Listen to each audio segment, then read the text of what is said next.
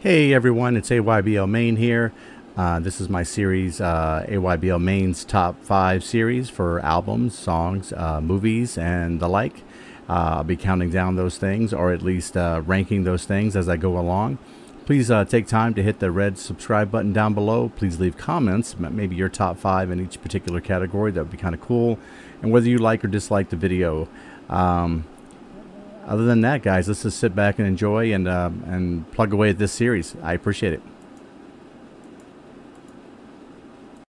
Hey everyone, this is AYBL Main, and I am back again filming my top 5 albums for every year that I've been alive.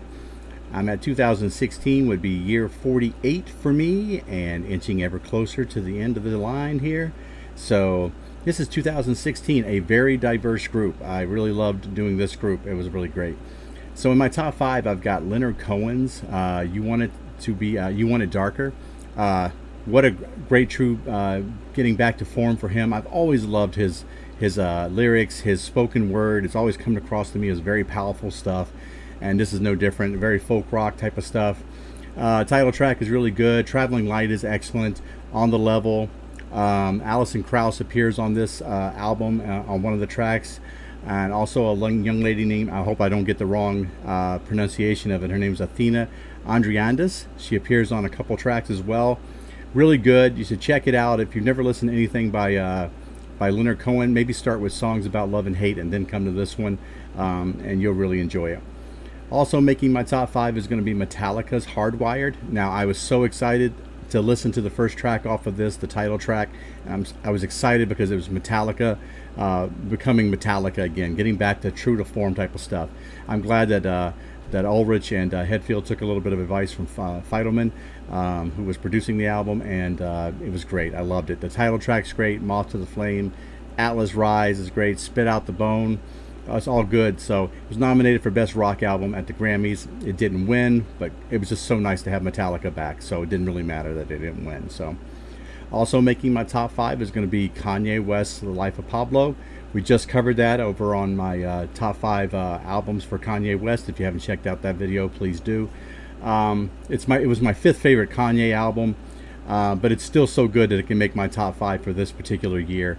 Rick Rubin was one of the producers on this, and Kanye obviously did a lot of the production himself, but he always had guys come on. So again, FML was a great track. That's my favorite track on there. Fade, Famous, Father Stretch My Hands, all great stuff. The sampling on this is what really gets you. In FML, he uses a sample from an act called Section 25 that's really good. Also, he uses samples from Houdini, an old hip-hop band from the 80s, so you know you're going to appeal to me there, and some samples from Nina Simone, too, so really good stuff there. Also making my top 5, I know this is going to be kind of crazy, and when people think of me, they don't think that I would like this, but I actually did like Beyonce's Lemonade album. And I read a whole bunch of stuff on it. I know that this came like post infidelity from Jay-Z, and that she felt like she needed to do this album to kind of get past that event. So Mike Dean was one of the producers on here, and Beyonce herself.